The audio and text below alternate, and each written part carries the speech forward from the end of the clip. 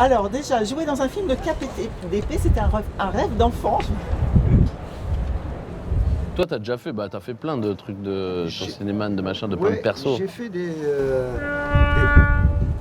C'est ton bateau. C'est mon bateau. On vient te chercher, Franck. Ouais, on vient me chercher, j'ai plus beaucoup de temps. Un rêve d'enfant, non, mais c'est-à-dire que moi, quand j'étais plus jeune qu'Artus, quand j'étais jeune, il y avait beaucoup de films de KPDP, effectivement.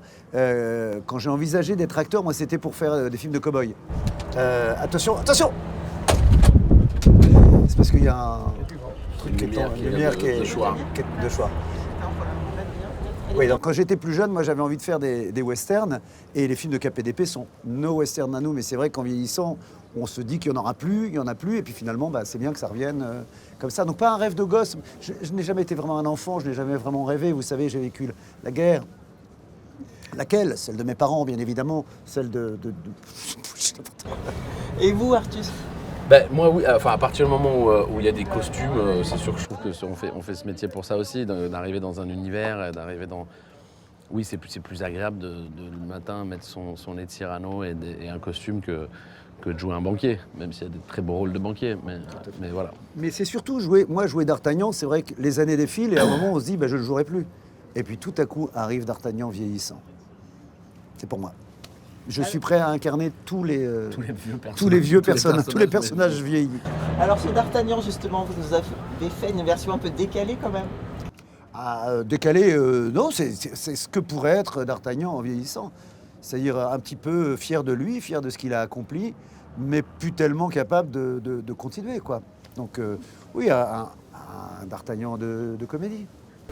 C'était drôle à jouer, vous avez apporté beaucoup de choses, tout était vraiment écrit dans le scénario, racontez-moi. Je vais vous dire, tout était écrit. J'ai joué exactement ce qui était écrit. J'ai enfilé le truc, je trouve que c'était... effectivement, on m'a demandé si j'avais réécrit des trucs. C'est que le rôle m'allait très très bien, sûrement. J'ai absolument rien réécrit. Ouais, parce qu'on a l'impression que vous vous amusez beaucoup. Mais je me suis amusé terriblement, oui. Oui, c'était très facile. C'était comme quand un costume vous va tout de suite sans avoir de reprise à faire. C'est très agréable. Ça, je connais pas. Un truc qui me va tout de suite, ça, je connais pas. Ça, pour le coup. Et D'Artagnan, c'est un personnage que vous aimiez? Vous petit, vous étiez un peu fasciné par ce personnage? Je ne suis pas fasciné par D'Artagnan, fasciné par les héros de KPDP, oui. Voilà. Je vais citer Jean Marais, tu vois qui c'est Jean Marais? Voilà. Ailier droit. Ailier droit du Bayern. Voilà. Non, mais tous ces Gérard Philippe, tous ces héros-là, Mais c'est sûr, comme je le disais, en vieillissant, on se dit, tout ça c'est derrière, et puis finalement ça arrive. Mais les trucs de se battre avec l'épée, comme on l'a fait les combats et tout, c'est formidable. Et vous alors, Artus? Moi quoi? Est-ce que j'étais fasciné par D'Artagnan? Non, se battre, s'amuser comme ça sur un plateau, on a l'impression que vous êtes bien amusé quand même. Oui, ça fait partie de toujours. Notre métier, c'est de jouer, donc c'est ça. On joue aux cow-boys et aux indiens, on joue à faire de l'épée. Moi, j'adore aller faire des répétitions avec les cascadeurs, avec tout ça, s'entraîner. J'aime bien faire. Bon, là, il n'y avait pas des énormes cascades, donc ça va, mais j'aime bien faire ces trucs-là moi-même parce que je trouve ça jouissif. Et quand vous avez lu le scénario, vous vous êtes pas dit c'est un peu foufou, parce que c'est un mélange des genres en fait. Ouais, mais c'est Michel. Moi, j'ai déjà tourné avec Michel. Non, j'ai bien reconnu la patte de Michel. Je trouve que c'est bien qu'il s'attaque à un truc un peu différent comme ça aussi. Et je trouve que les histoires d'amour qu'il raconte dans ce film sont belles sans être pathos et sans être... voilà, c'est juste des échanges humains et c'est un très beau film. Et Cyrano, quand on vous a proposé Cyrano, vous étiez quand même un peu surpris ou pas du tout? Ça met un petit coup de pression parce qu'on sait qui les a joués avant, donc c'est sûr que c'est un rôle. Mais l'avantage, c'est que c'est pas Cyrano, c'est pas le texte de Cyrano. Donc c'est un autre Cyrano, c'est un Cyrano dans la vraie vie et qui parle moins avec ces longues phrases et cette verve. Mais oui, ça met un petit coup de pression. Mais le nez, on se dit, est-ce que ça va pas être ridicule? Et là, je trouve qu'il était très beau, mon nez. Bien. Mais c'est assez marrant parce que moi, quand j'ai lu et qu'on m'a dit c'est Artus qui joue Cyrano, j'étais absolument pas surpris. Alors que le rôle, c'est pas forcément un rôle de comédie, il est plus émouvant dans le film que drôle. C'est vrai, ton rôle est très émouvant. C'est un vrai Cyrano, c'est un Cyrano très posé, très là. Et je n'étais pas surpris du tout. Je me suis dit, il va être un Cyrano extraordinaire, quoi. C'est marrant parce que pas surpris là où il surprend justement dans ce Cyrano. Mais il est plutôt taiseux, ce Cyrano d'ailleurs. Ouais, Pour un Cyrano, il est plutôt taiseux. Ouais. Il est plutôt dans l'observation. Et En quoi il vous ressemble, ce Cyrano? Je pense qu'il me ressemble c'est bizarre parce que du coup je vais citer ses qualités et du coup ça va faire un peu prétentieux. Moi, je Mais, trouve qu'il te non, ressemble. là, Je suis pas sûr, je te connais pas à fond, je te connais pas très bien, mais je suis sûr qu'il te ressemble plus que beaucoup de rôles que tu as déjà fait. ouais, je pense. Oui, parce qu'il a ce truc. En fait, il a je pense, cette bienveillance que j'espère avoir et cette empathie à se mettre parfois des fois un peu les autres avant lui. Et voilà. Ce que je fais de moins en moins. Maintenant, c'est vraiment moi avant tout le monde. Mais en tout cas, non, voilà, il y a ce truc-là, je trouve, de don de soi, de faire en sorte que... après, il a une vision un peu pessimiste de la vie que moi, j'ai pas. Mais ce que, voilà, lui, il est un peu vraiment que au service des autres. Mais ouais, je crois qu'on a pas mal de points communs. Et puis de mettre des grandes tartes dans la gueule aussi quand ça va pas, quoi. Et vous, avec D'Artagnan, point commun? Le chapeau, t'as souvent ce chapeau à plumes, là. Le chapeau à plumes, la moustache, le point commun de ceux d'Artagnan-là, c'est peut-être l'humour. Il a un point commun avec les personnages que j'ai joués avant. C'est un peu sûr de lui, un peu fier, un peu vieux beau comme ça, un peu. Il a ce point commun-là qui est pas forcément, enfin j'espère, un point commun avec moi, ou en tout cas un point commun avec moi quand je déconne. Voilà, il est plutôt ça. Et alors, l'homosexualité est abordée, ce qui est assez rare vu l'époque dans laquelle le film se déroule. Ça vous a surpris? Qu'est-ce que vous en avez pensé? Surpris, non, parce qu'en fait, déjà, le vrai Savinien de Bergerac était homosexuel. Donc non, et puis c'est Là, bien, tu je viens trouve, de lâcher une bombe. Là, tu viens de lâcher une bombe, je ne savais pas moi. C'est vrai? Non. Si, le vrai Savinien, celui qui a inspiré Cyrano de Bergerac, qui a Parce été... que Cyrano de Bergerac s'appelle Savinien. Non, voilà, Non. Hein? Il s'appelle Savinien dans le Il film. s'appelle Savinien de Bergerac. De Bergerac. Voilà. Et c'est de lui, parce qu'il avait ce grand nez, et c'est de lui dont Edmond Rostand s'est inspiré pour créer le personnage de Cyrano de Bergerac. Et non, mais de toute façon, je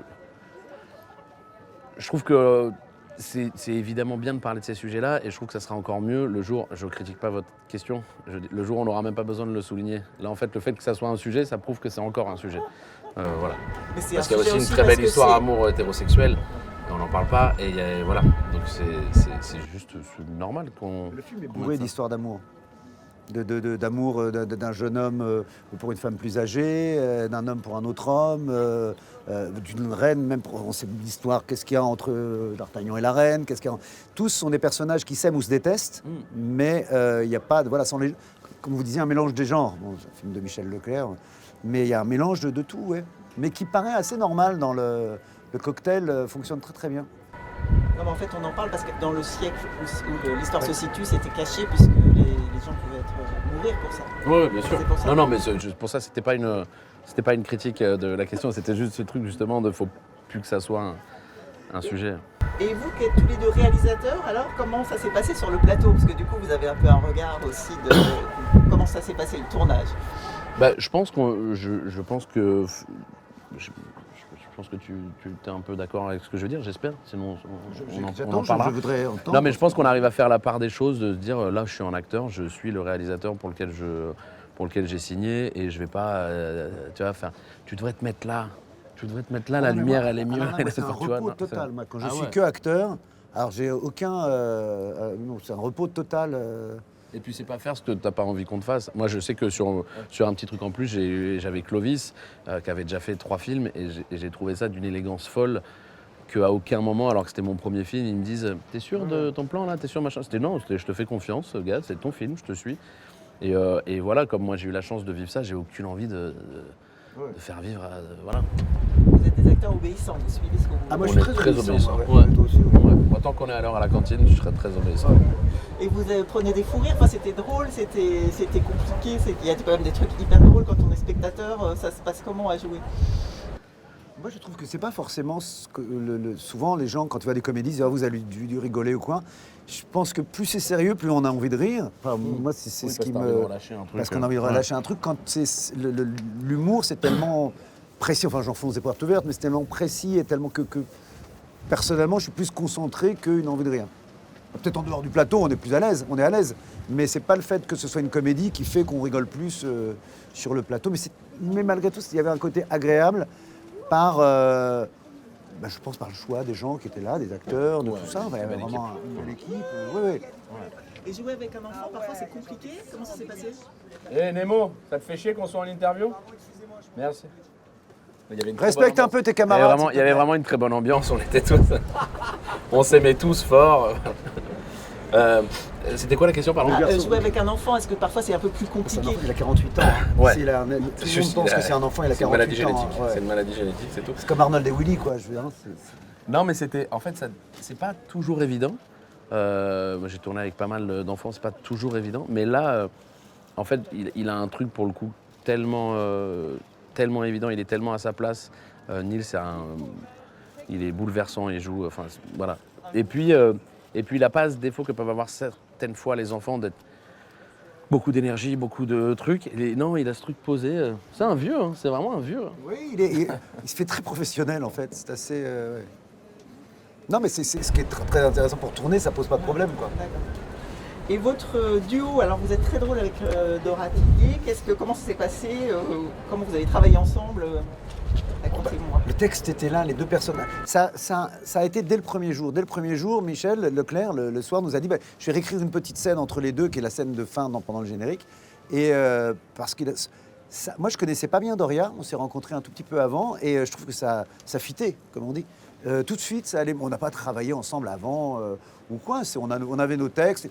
Les rôles étaient vachement bien écrits. Je pense qu'il n'y avait pas besoin d'aller plus loin que ce qui était écrit. Et c'était drôle déjà à l'écriture.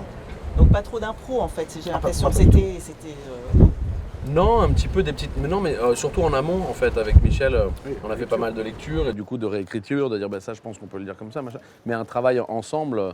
Et après, non. Des impros, moi, sur le texte de la façon dont parle Cyrano, c'est plus compliqué, mais c'est des impros après juste de jeu, juste de choses qu'on rajoute, qu'on machin, de gestuels, de mimiques. Mais...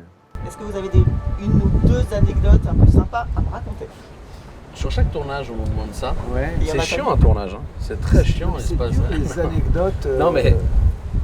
Un truc difficile à faire parce que là il y a quand même vous êtes à cheval, il n'y a pas des trucs où c'est un peu ou une scène compliquée. Non, moi j'ai rencontré un cheval pour qui j'ai eu un vrai coup de cœur, qui sera d'ailleurs dans mon film, qui sera d'ailleurs dans mon western parce qu'il s'appelle Western et c'est un cheval qui a un toc, c'est-à-dire qu'il pète avec sa bouche tout le temps.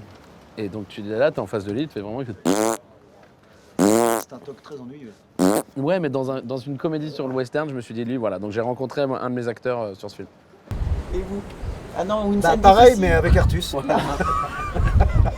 Et vous deux ensemble? On peut pas se blairer. J'adore. Mais c'est le deuxième, c'est même le troisième film qu'on fait ensemble, parce qu'il y avait la série Benoît Gênant. Et si on compte la voix, c'est le quatrième. Et c'est le quatrième. Ouais. Dans Chien et chat, il fait la voix du petit chien. C'est une longue histoire. Donc c'est le quatrième, voilà.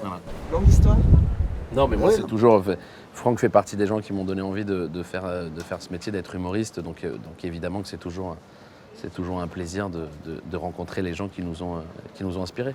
Oui, la route existe encore. Là, maintenant, on est là tous les deux sur le chemin, donc on va encore se croiser, j'imagine. Ouais. Alors dernière question, c'est juste...